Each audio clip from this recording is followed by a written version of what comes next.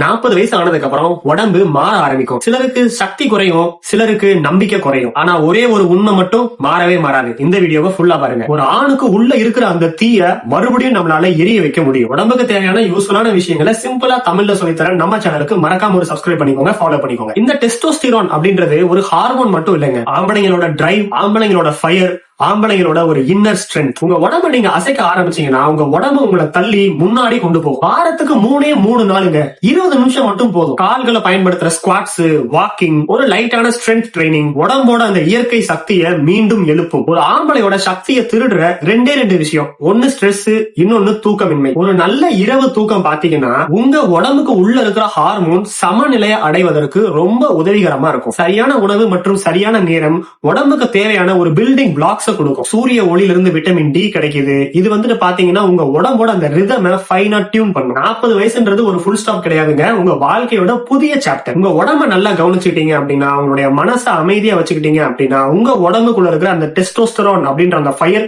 மீண்டும் எரிய ஆரம்பிக்கும். வயசு வெறும் நம்பர்ஸ் தான். ஆனா ஒரு ஆணோட சக்தி அவன் எப்ப முடிவெடுக்கிறானோ அப்ப இருந்து ஆரம்பிக்குது. உங்களுக்கு உள்ள இருக்கிற அந்த ஃபயரை மீண்டும் எரிய விடுங்க. நான் நிஷாந்த். வரட்டா?